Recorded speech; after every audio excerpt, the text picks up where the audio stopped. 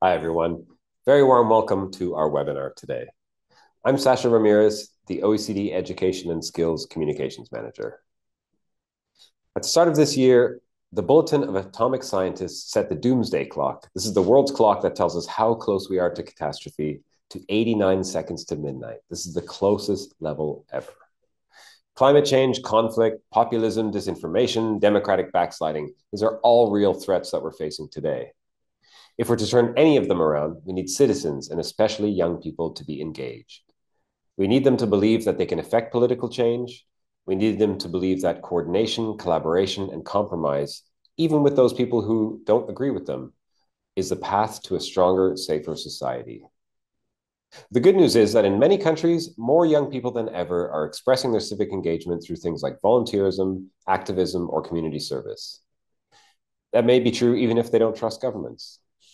So how are organizations promoting civic literacy and participation among young people?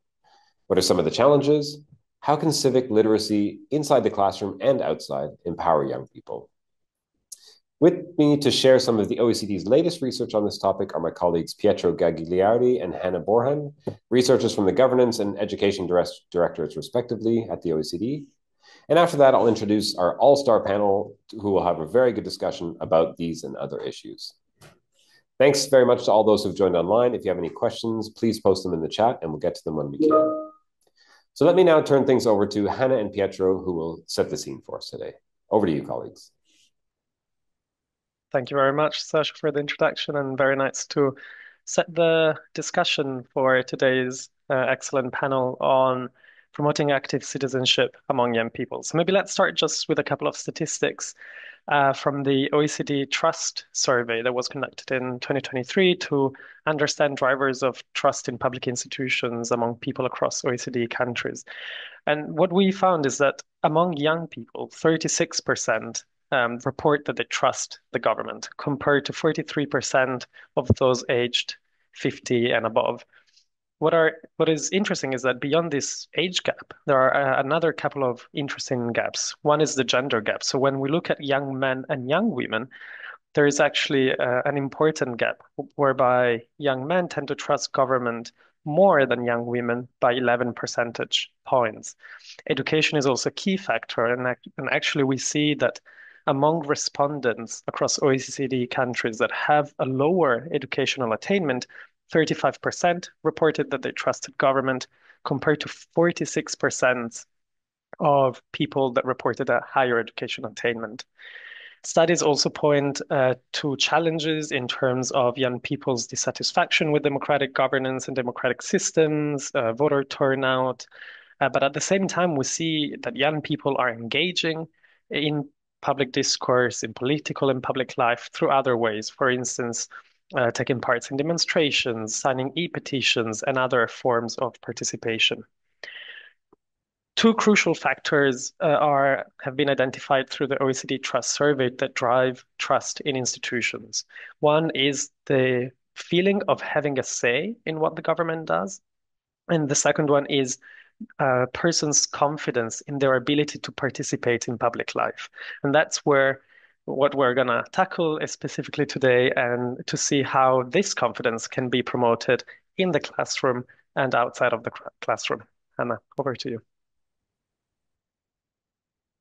Thanks, Pietro. So I'm going to discuss a little bit about how education affects civic and social engagement. And this will be using findings from our latest working paper on civic education as a pathway to inclusive societies. So here on the screen, it shows different factors which in the education system which affect a student's civic and social engagement. So, of course, there are basic skills that students learn at school, such as literacy and critical thinking skills, which are essential for participation in society. But students can also learn directly through the curriculum about democratic processes, the political system, and about history. And we know that in the OECD, every OECD country has civic education as part of the curriculum. However, most of the time it's spread across a variety of subjects and not taught as a subject on its own. There's also an increasing emphasis within education systems on learning by doing, especially with civic education. We find that community volunteering, student parliaments, and extracurricular activities such as debate clubs have shown to be really effective in helping students gain civic literacy. And every educational institution, such as a school, has a set of values and norms. And we find that schools which have democratic values and foster a strong sense of community reinforce the values of civic engagement. So some effective practices in civic education include open classroom climates. So that's a space which allows students to discuss social and political issues openly. And the ICCS study, which is the International Civic and Citizenship Education Study, found that an open classroom climate is associated with higher civic knowledge and political efficacy. And this was found across all the ICCS studies that have taken place over the last few years. There's also media literacy, which is gaining increasing importance. So that's the ability to access, analyze, evaluate, create, and act in all forms of communication. And this is in response to the growing wave of online information available and online news and concerns about fake news and the ease of ability to create our own media online. So it's becoming increasingly important to address this within civic education. There's also it has to be taken into account that professional learning and initial teacher education is very important. So a study by Eurodice found that half of EU countries have no regulations or recommendations on the development of teachers' citizenship education competencies. So that's something very important to be considered. And there's also participation, as I mentioned. So this is a way for students to learn about societal issues as well as gain citizenship skills such as communication um, and critical thinking. Sorry. So inequalities in civic education unfortunately exist. The ICCS study found differences within social economic groups. So those with higher socioeconomic status scored higher in the civic knowledge area. Students with immigrant backgrounds have also different civic knowledge scores. And an important finding within the ICCS study was that not all students are seemingly receiving the same quality of civic education. So there were large differences found within countries in civic knowledge scores. And other studies have found gender differences, as Pietro mentioned earlier. And there's also significant differences for students in vocational education and training and students with special education needs. So just briefly there, the paper goes through some of the practices that OECD countries are doing to tackle these gaps and inequalities. So there's the Media for Inclusion campaign, undertaken by several EU countries, and that's to provide media information, literacy training to recently arrived migrant and refugee children. There's a project in the Netherlands, Getting Started with Diversity and Inclusion, which aims to promote civic education for students in vocational education and training. And there's also an example from Ontario, Canada, where it's mandated to complete volunteering activities to finish their high school diploma. And Pietro will now talk a little bit more about the importance of volunteering. Thank you very much, Hannah. Indeed, we see that volunteering and civil service can foster young people's civic engagement and empowerment. And this is particularly important if we think that actually young people in 2020 or in 2022 OECD countries, young people actually volunteer more than the total population and other age groups. And in some countries, actually, age-related gaps are quite important. Of course, volunteering, it can take different forms. It can be done in an informal way, just helping each other through civil society organizations or through government programs. And the work that we have conducted at the OECD looks specifically at government-led programs. But volunteering can definitely be helpful in two ways. For societies at large, when conducted on the basis of inclusive and shared values, volunteering can support local communities, can support those in most vulnerable situations. We've seen it during the COVID-19 crisis, where volunteers actually played a crucial role in helping those in more fragile situations. But also, it can be very helpful for young people themselves in building their social capital, the trust that they have in other people, their sense of civic community, but also promoting their skills, both hard and soft skills that can help them in their professional development. So, on the next slide, we see that actually what we've seen, if we go to the next slide.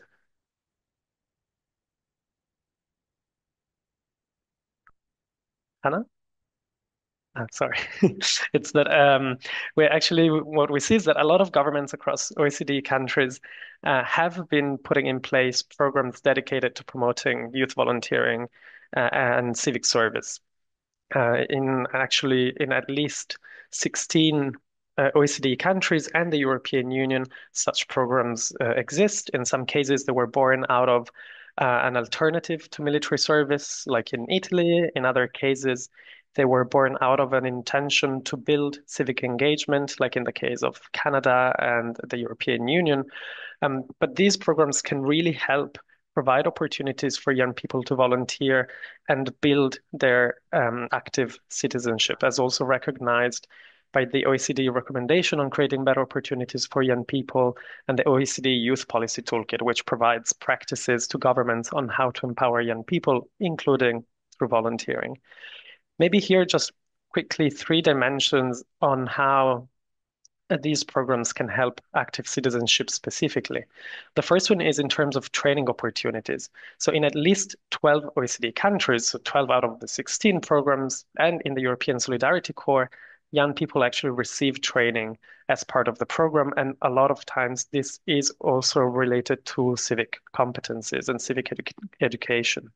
Some programs have also taken targeted measures and programs to involve specific groups of young people that are from more vulnerable, marginalized backgrounds to get engaged. And I'm sure we will hear from the great experience of Canada with young people from indigenous and underserved communities, but also in the case of France, where they designed programs to bring young people from rural communities in the civic service or young people that dropped out of education. And finally, these programs can actually be designed themselves to bring youth participatory approaches in the programming itself. So, for instance, in the case of Italy, France, and the Netherlands, there are youth panels or young people representatives that sit in consultative and strategic committees and bodies that direct the implementation of these programs. So here's a bit of our OECD analysis on youth volunteering and civic education. And now the floor is back to you, Sasha, for bringing us to the panel discussion. Thank you very much.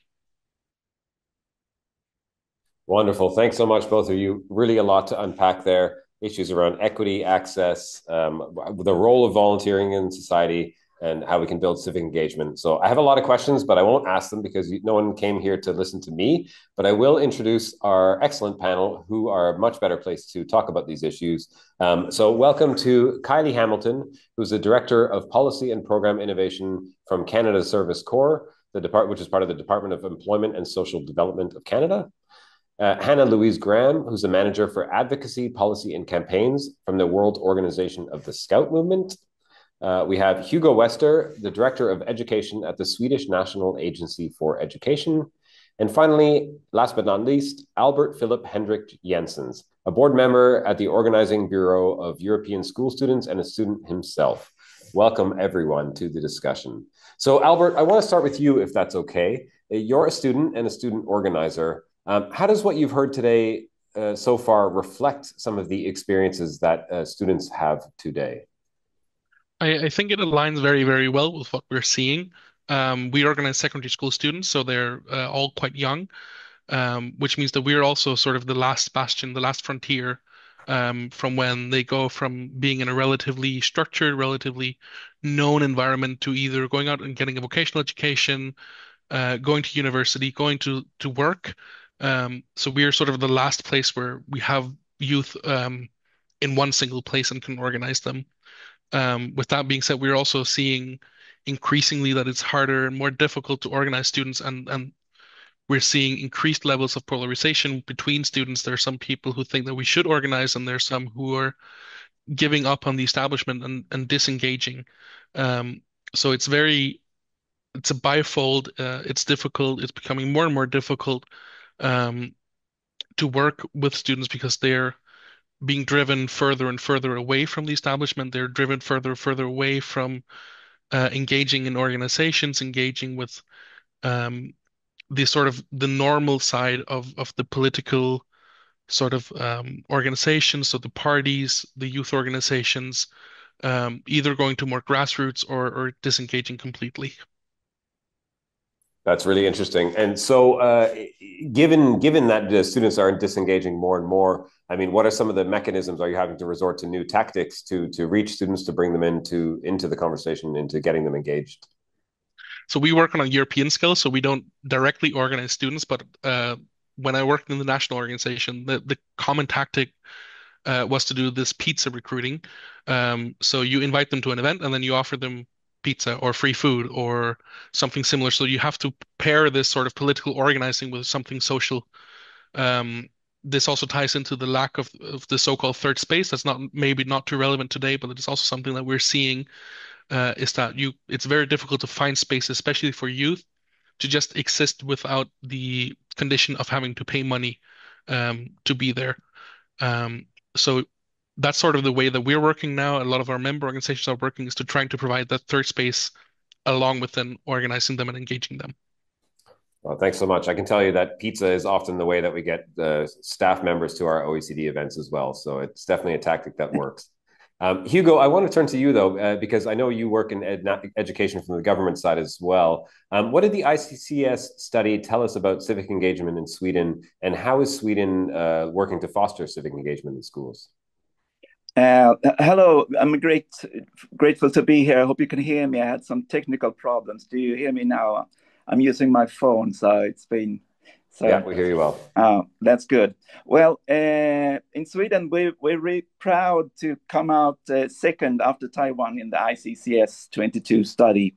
And of course, we have had a long tradition in Sweden and the Nordic countries when it comes to education for democracy. So it's definitely there in our Education Act and the policy and the core curricula and the syllabus. So that's very good. But still, policy on its own cannot make change. So we have to focus on practice and classroom practice also.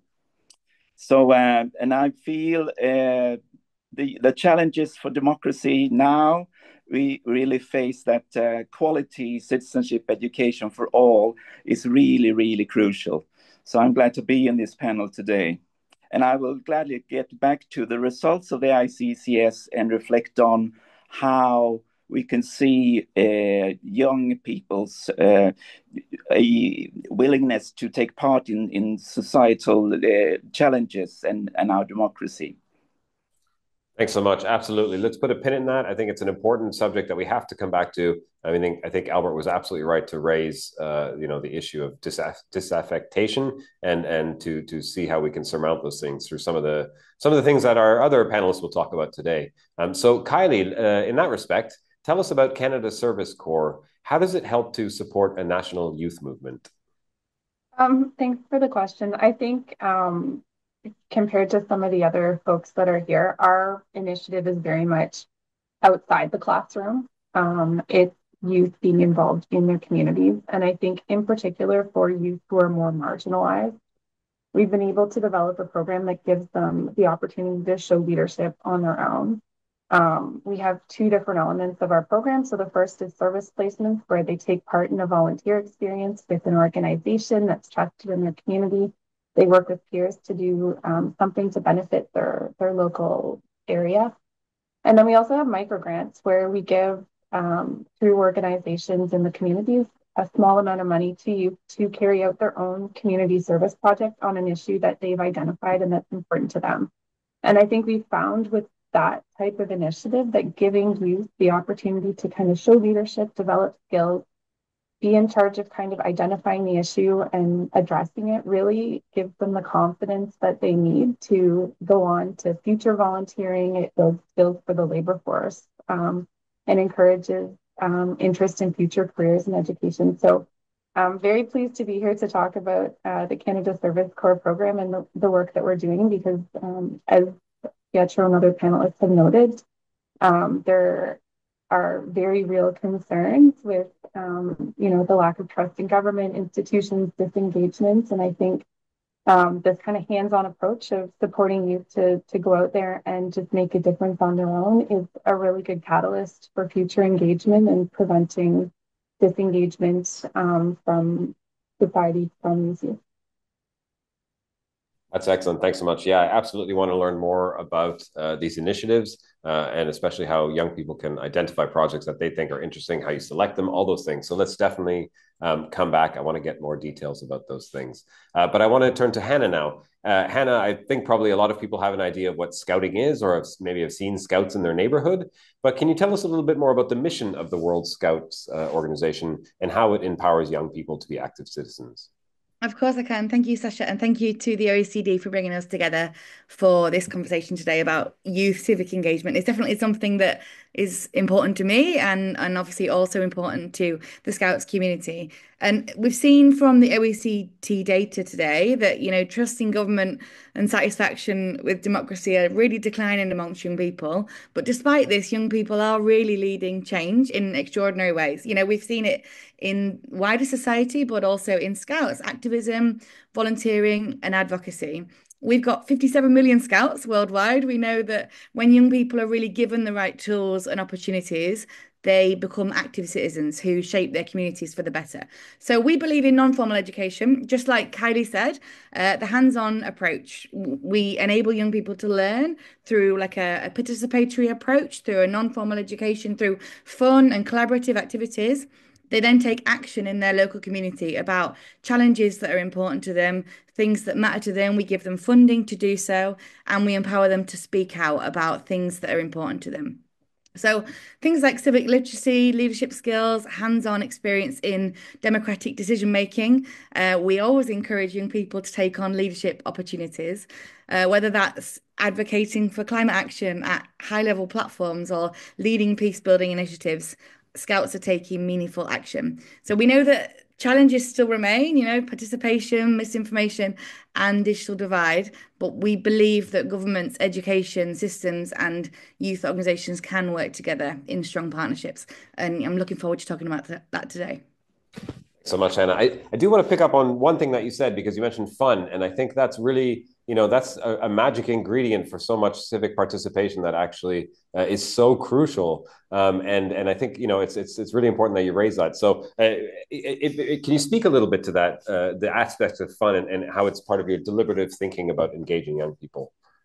Of course I can. I think a key fundamental of non-formal education is that we use a gamified approach. So actually young people participate in activities, they gain badges, they gain rewards and recognition for their volunteering. And that's what keeps them coming back. I think we always talk about the magic of scouting. What is it that keeps people coming back? There's no age limit to scouting. People are with us till they're 70 or 80 years old. And I think what is the sort of magic? And it's not just about it being fun. It's not just about a gamified approach or a non-formal education, hands-on approach. Actually, at its core, it's more than just an organization. It's a movement. It's a network of peers, a network of similar allied people. And I think we provide young people with a lifelong community. It's a family, there's adventure and discovery.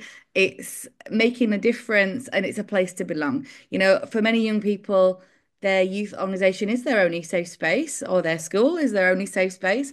It's a place that they can be themselves, they can be free from judgment and supported by peers and adult leaders who believe in them. So the magic is not something that it's hard to define, but it's not something that's alien to us. Wonderful. And I'm sure a lot of listeners were wishing our whole political systems were governed by these same values. Fun, community, friendship. I think the discourse probably would be a little bit different today. But Kylie, I want to come back to you and talk about these issues of inclusion. Many of our listeners have raised this. It's a really interesting aspect I know Rachel from Australia mentioned it. How can we, you mentioned you work specifically to include people from underrepresented and marginalized communities. How does Canada Service Corps actually engage those young people, especially given that they may be the least likely or least have the least opportunities normally to engage through those kind of pathways? No, thanks for the question. And I think there's a few ways that our program in particular does that. The first aspect of the program that's important is that the Government of Canada doesn't deliver this program directly.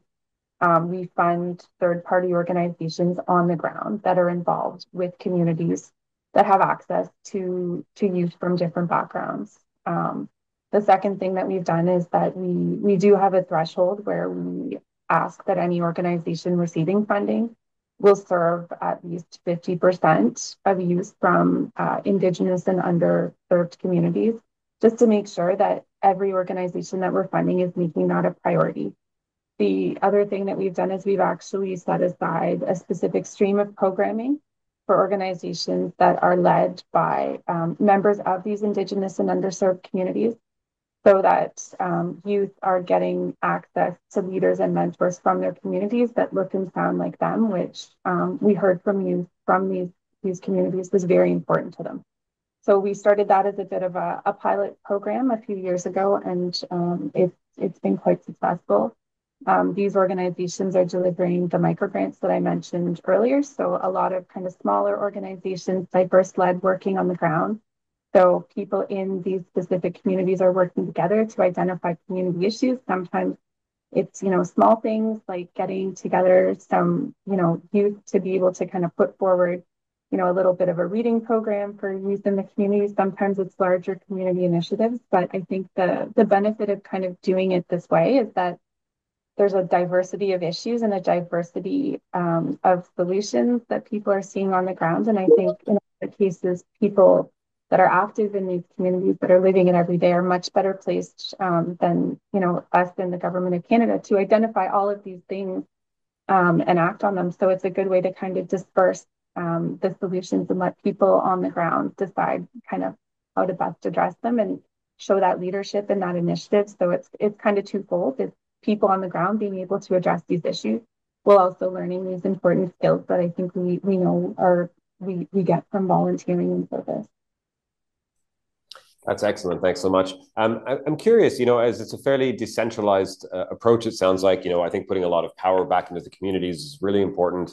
The aspect of creating mentors and leaders from people with it that represent those communities from within those communities is crucial. I'm curious, as a fellow Canadian, Canada's a huge, diverse, geographically very diverse country. How do you bring all of that together into a kind of national picture? Because I think if I'm reading it correctly, part of what the government wants to do is also support kind of national cohesion or national civic engagement. How do you kind of marry those two things together? Yeah, I think that's a really good question. And I think one thing we have found to some degree is that because it is delivered this way, sometimes people participate in our program and there's not an awareness that it's a Government of Canada initiative. So I think that's something we're really focusing on. One of the goals of our program is to build a national culture of service in Canada. And I think moving forward, we're really focused on making sure that there is a strong national network where youth and organizations that participate in the program are collaborating, are aware of what's going on, and that it's building more of a national network between all of these organizations. I think that like you said, like the diversity is key in ensuring that local issues are addressed. But again, like having a strong national movement is also very important at the same time. So it's a bit of a balancing act to make sure that we're doing both of those things. I think what's most important is that people are being able to get those skills and get those services on the ground. But yes, like certainly having that national network is very important to us as well. Wonderful. Thanks so much. Albert, can I turn to you now? I wonder if you can pick up on something that Hannah mentioned before, which was that collaboration between governments and civil society organizations is absolutely crucial. I wonder, do you have any advice or any ideas or any ways that you and your organization talk to governments and encourage them to promote youth participation in schools and beyond? How would you go about that? What are some of the conversations that you're having? We're trying extremely hard to get governments to support the work that we're doing and the work that our members are doing. The most difficult bit is that it always comes down to one question, and that's funding. Governments are always very, very keen to talk about youth participation and volunteering and civil service and NGOs, but when it actually comes to the question of funding, they're less keen on actually providing it because the thing is that the work that we're doing, it costs money. And it's difficult to raise the money ourselves because then you have to put up either membership fees, but that's exclusionary. Then some people can't afford to pay them, and then you have to exclude them. Or you have to work with private donors, but then there comes the questions of neutrality because we have to remain neutral and to keep our own goals and not work as a subsidiary of a bunch of private partners doing their bidding. So that's the difficult conversations that we're trying to have with governments, and especially in today's climate, it's getting more and more difficult.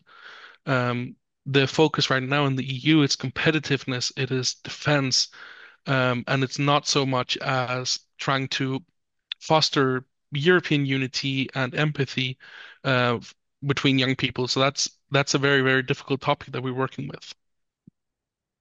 That's really fascinating. I mean, do you see, I mean, are there differences? I mean, you obviously, as you work pan-European as well, do you see that? I mean, the Commission and the organs of the European Union, I mean, they must have an interest in doing this, obviously, promoting Europe-wide cohesion. How do you work with organizations like that to advance your work? We engage with the European bodies. We are also a political institution. We work to affect change in policy. So we advocate for them. We have projects with them. But the difficult thing is that right now their funding for granting out to organizations like us, NGOs, are getting smaller.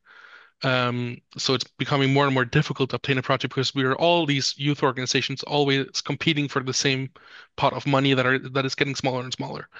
But we try to provide as much input as we can, and we actively engage with them to help foster this space that is required to increase the youth participation and the youth engagement. Mm-hmm. Interesting. Hugo, I wonder, I see you nodding there. I wonder if you can react to some of what Albert has said. I mean, I like especially, Albert, your reality check that at the end of the day, these things need to be funded and there's a finite amount of funding and it's sometimes gets smaller. Hugo, how do you consider that in your own work and how do you kind of balance the tensions maybe that arise between government needs, school needs, student empowerment needs, those kind of things?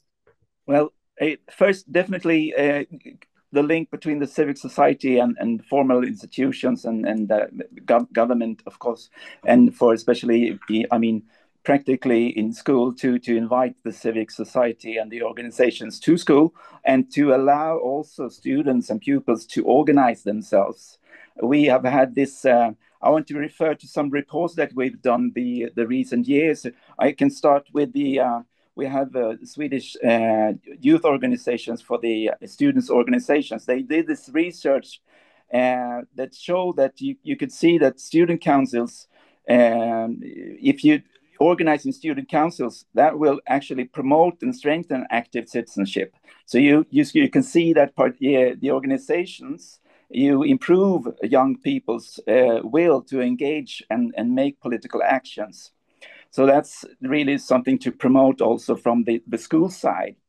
And we did this last year, just 4 bullet points on actually what works. We did this research overview, our Institute for Education Research here in Sweden, about when it comes to classroom practices, what actually works, what is promoting citizenship. And 4 points. At first, focus on active students' involvement. Let them work in small groups with projects that will strengthen their political engagements and understandings also of different opinions from people. Secondly, make it possible to practice democracy and democratic actions in your learning. through simulations or to take actually part in democratic decision making in your classroom. You can play role play and games. Thirdly, deliberative and participatory approaches, they are really promising when it comes to reducing also inequalities in the democratic dispositions between the students. So this is where actually formal education can also compensate when it comes to socioeconomic background. So that's really important. But fourthly, the last one, maybe something that's really highlighted now in Sweden, and I think in your countries also, is creating this, the importance of creating this open classroom climate where you feel safe and you can discuss things in an open way. And this is really the finding here in the research overview, is that an open classroom climate is promising for promoting students' knowledge of democracy and politics. And actually also the democratic competence of tolerance of ambiguity, and to be able to raise your voice and, of course, make difference between facts and your opinions, but still use the classroom as this arena for democratic dialogue. Thanks so much, Hugo. Really fascinating. And I love the 4 points that you set out. I'm curious, not all classrooms are created equal. I mean, some teachers are overburdened there. They're huge classes. There are smaller classes with a lot more resources. How do you support those classes that may have less ability to implement some of these good ideas that you've just raised, to ensure that, all students that are able to participate no matter where they live in a country or which group they belong to? Well, if it's pointed at me, I mean, from the national level, we promote and give tools for capacity building, of course, and to actually give them practical advice to run this. Last year, we launched this model for a whole school approach and with a systematic approach on a democratic school. And I think it's also in the chat. We call it democracy step by step, and it's a model of how to involve whole school staff and also pupils and students in the work to investigate and map up the learning climate, but also to reflect on your teaching. What democratic competences do I promote when I teach this in my syllabus? So democracy step by step is a tool to actually strengthen citizenship in our Swedish schools. That's great. That's a very memorable way to put it. I think that's very intuitive as well. Hannah, from the World Scouts perspective, talking about policies, what are some of the policies that you have interacted with that you consider to be very important to create an enabling environment for youth and civil society organizations to create opportunities within? Definitely. I think, let's be clear, I think, low trust in governments and decision makers is not really a surprise to us. I think we've experienced decades of cuts and inaction on things that matter most to young people, things like public services, youth programs, education, environmental policy, mental health support, many more. And I think now, time and again, young people have been told that they are the future, but actually they're often just ignored. So some things that are really, really important to us, I talked about forging strong partnerships before. Yes, funding is very important in that, prioritizing education systems, prioritizing youth services, which are often the first to be cut when it comes to government restructures and government respending and rebudgeting. Things like joint planning, joint investment, joint implementation. So, we've seen more than just sort of youth councils or youth steering bodies, for example. We've seen a common trend in governments are more likely to bring youth delegates, for example, to high level committees. We advocate for that. We advocate for governments to bring not just Scouts, but young people, obviously, to represent their countries on a global scale. Things like preparing young people for a stronger livelihood. We engage in advocacy and policy development initiatives around ensuring that the education that young people receive actually is values-based. It's building building soft skills, we call them. So things like communication skills, youth leadership skills, for enable them to like survive in a successful career later on. So they're the sort of things that are very important to us, and ensuring that young people can learn and sort of live their sort of young life in a peaceful and holistic environment. No young person should ever need to feel unsafe or insecure in a learning environment. And that's obviously very important to us. Thanks so much, Hannah. Colleagues, I wonder if I can get OECD colleagues. I wonder if I can get some quick reactions from you. I think, if one thing I'm taking away is that there's probably not a one-size-fits-all model to successful engagement of young people in civic life, but that it involves a confluence of factors, that there are certain ingredients that can make it a success. So Pietro, maybe starting with you, quick reactions on what you've heard so far. How does this jibe with our own research, and what are some things that you've taken away? Sure. Thank you so much, Sasha. And I think it's a lot of interesting approaches and ideas that I think really also reflect and are in line with OECD evidence and the good practices that we have been identifying. I mean, we've heard about leadership and recognition. I think it's an important point in terms of promoting youth participation, how to also recognize their inputs. And I think this falls into two ways, recognizing, whenever conducting participatory approaches or bringing young people into policymaking, then also making sure that this is not just a process, something nice to do, but actually leads somewhere, it has an impact, and showing to the young participants what that impact was. So closing the feedback loop, as we like to say, it's a priority, but also recognition in terms of volunteering specifically. And I think this is a bigger question that a lot of volunteering schemes are grappling with. How do you recognize the time that young people have spent in volunteering time? And I think probably Kylie and Hannah might also have things to share here, but there are some programs across OECD countries that are trying to think about how do I bring value to the time spent by young people in these volunteering programs, such that it can also be helpful, for instance, for their education career, for their employment career, and so on and so forth. Something interesting also, of course, it's very much the link between education and democracy to me. And this is, in the case of Sweden, of course, it's a really clear one, but there are also other countries where initiatives like this have been taken. I'm thinking, for instance, in Denmark, where they organize mock elections. So when the national elections are arriving, all the schools are invited to also run mock elections, where young people take a ballot. They're not allowed to go vote in the real elections, but in their schools, they take a ballot, they see the same parties and politicians, and they can vote at the school as an exercise. Because there is actually a lot of evidence and analysis that shows that the earlier you engage in democratic acts, let's say, in democratic processes, the longer you will also continue doing so in your life cycle. And maybe just the third point for me, it's for sure this idea of collaboration between governments and youth organizations. I mean, this has been brought up by Albert, by Hannah. Youth organizations are there to, as we've heard, for advocacy and to organize young people's interests, but they're also key partners for governments. So it's not just hearing their voices, but it's also really building things together, delivering, co-designing and co-delivering programs. And definitely, this is an area in which governments across OECD countries can also strengthen their approaches on these partnerships. But Hannah, guess you also want to add. Thanks, Pietro.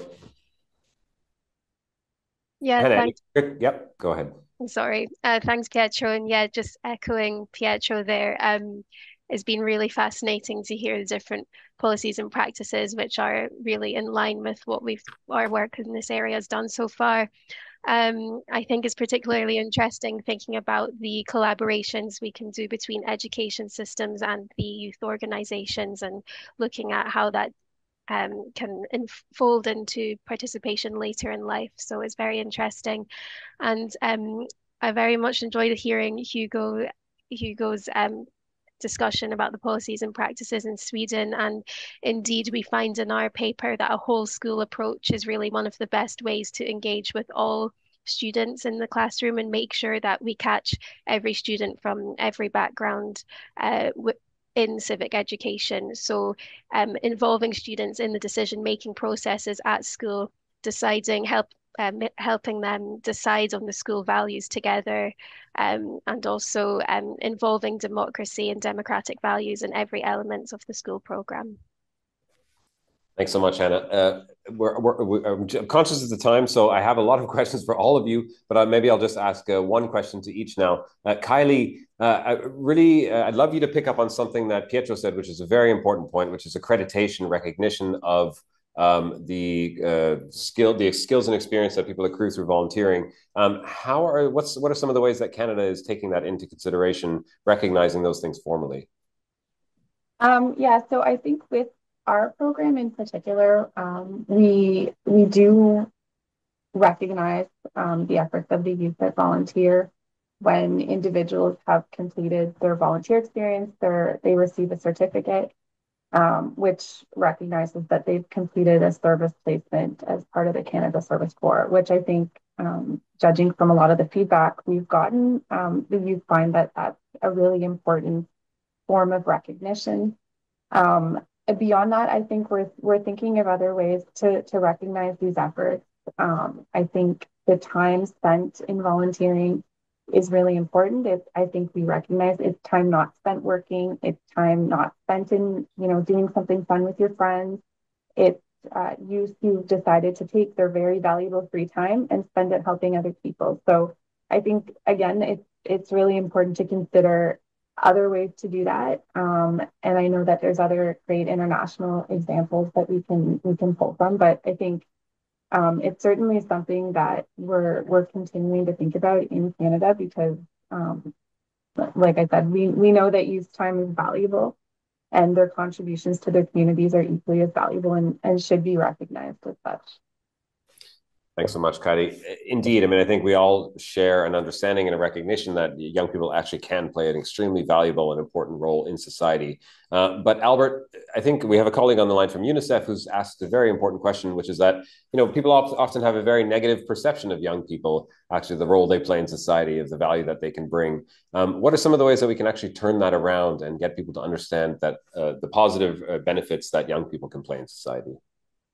Yeah, I think I also want to pick up a bit about what Pietro said about not just having young people engaged in the policymaking processes and advocacy processes as statutes or as a nice gimmick, but to not tokenize them in this way, but to actually engage them and recognize that they are the future and they must have a place at the table when you're talking about policies that will influence the future.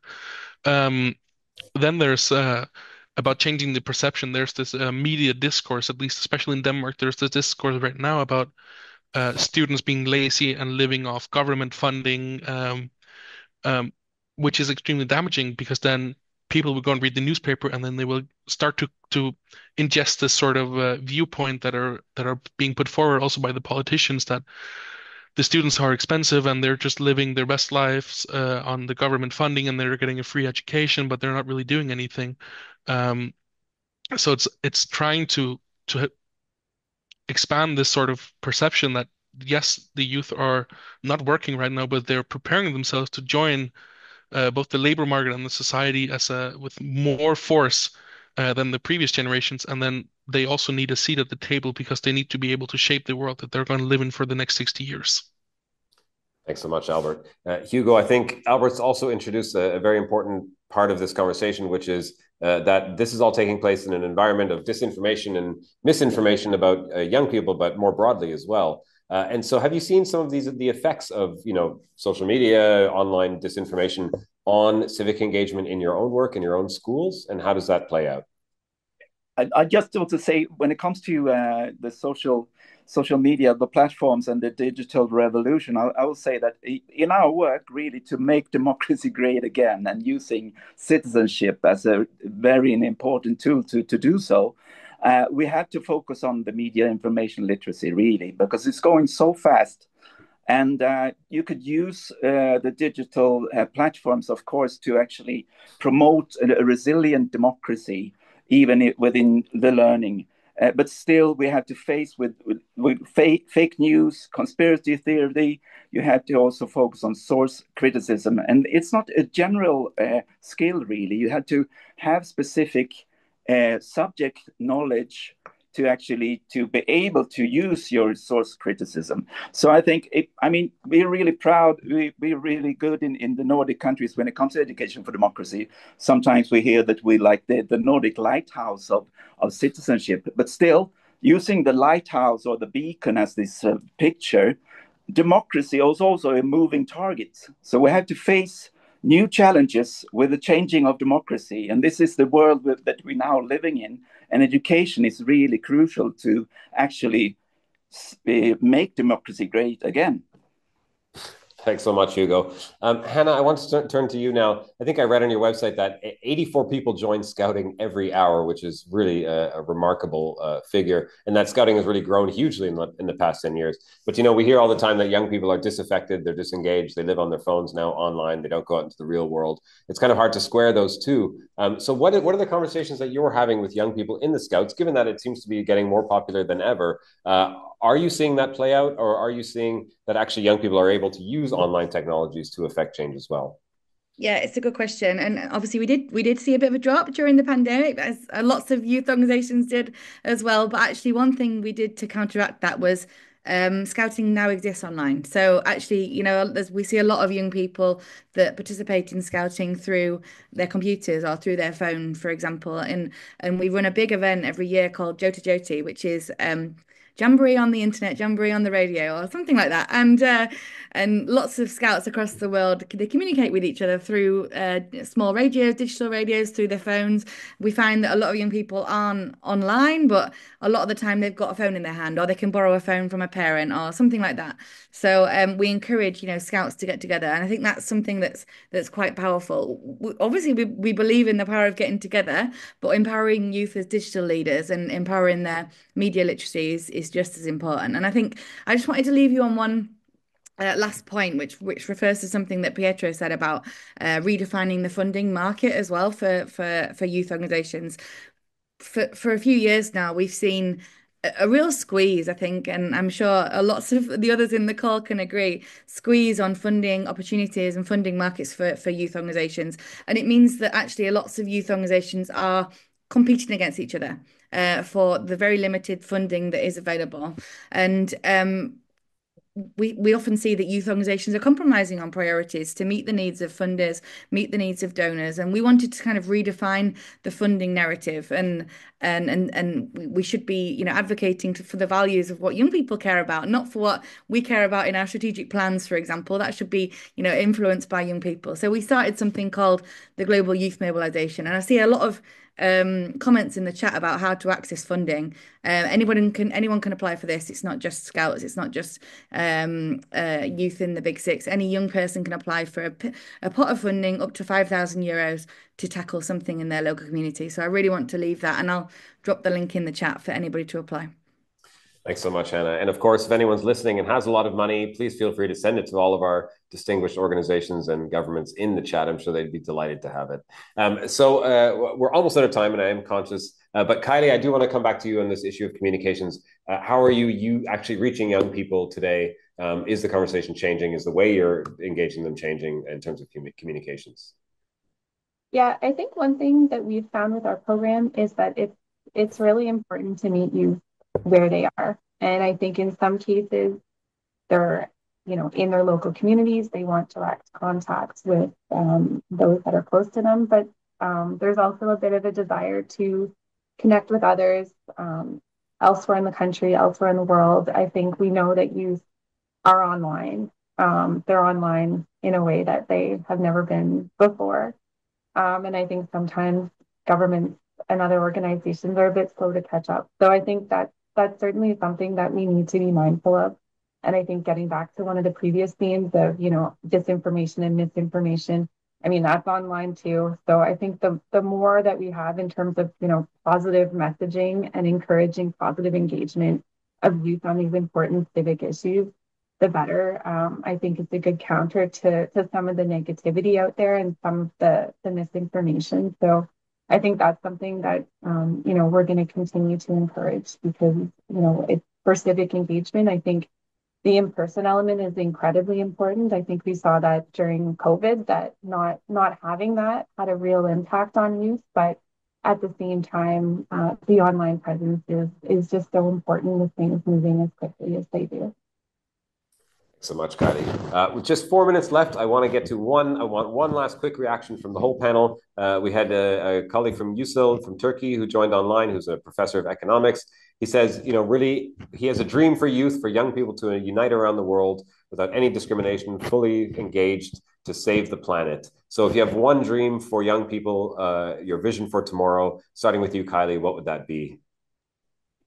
I think for me, honestly, it's that young people feel empowered and well equipped to move forward in their future and that they feel connected to each other. Thanks so much. Hannah Graham, how about you? Yeah, I think the most important thing is, giving young people a safe space, all of the things we've talked about providing a well-rounded education for them. But something that's fundamental before all of that is allowing them to make mistakes. And I think I talked about funding being squeezed. I talked about tight deadlines and low capacity of staff. And I think we need to ensure that young people can be in spaces where they can learn, but they can also get it wrong. And we've got contingency built into our programs to allow them to make the mistakes, allow them to get it wrong, and then support them and they'll get it right eventually. And I think, yeah, that's when we talk about that ladder of youth participation, that's not on there, but it's really the sort of next tier. Wonderful. Thank you. Hugo, how about you? I would say conclude that in a democratic school, you feel included and respected, and you feel safe, then you will learn more. Democratic skills and others to be employed or start your own business, but still start with yourself and the values and the attitudes that you bring in as a learner, as a teacher, and as a student, and do this together. Then we can actually have this sustainability when it comes to democracy. And this is also one of the aims really for our education system to uphold a sustainable democracy. Mm-hmm. Absolutely. Albert, I gave you the first word. I'm going to give you the last, but first I'll go to Pietro. Pietro, how about you? I would maybe bring a perspective of in terms of intergenerational dialogue as well, so that when what we're trying to achieve here is not just to pinpoint one generation and pitting one generation against each other, but it's really thinking about cohesive societies and building intergenerational dialogue, solidarity, and fairness, going one step beyond. Thanks, Pietro. Hannah, how about you? I would really say it's to have the voice of young people and make sure they are listened to in schools and beyond, and hope that they feel inspired within the education system and afterwards to participate in society. Thanks so much. Albert, after listening to all these mostly non-young people, tell us what we think about young people. You tell us the truth. I think I agree with Hugo's dream a lot. If I could wake up one thing and have tomorrow and have one thing, that would be having a free, inclusive, high-quality education system all around the world, which is both dynamic, student-centered, student-led, shaped by learners, that allows young people to participate in their societies. Wonderful. Excellent. Well, thanks so much to all of our panelists, to my fellow colleagues, and to all of you for joining from all around the world. Thanks so much for your questions. We will send around the presentations and some notes afterwards. And please do tune in for our upcoming webinars and have a wonderful rest of your day. Thanks. Bye-bye.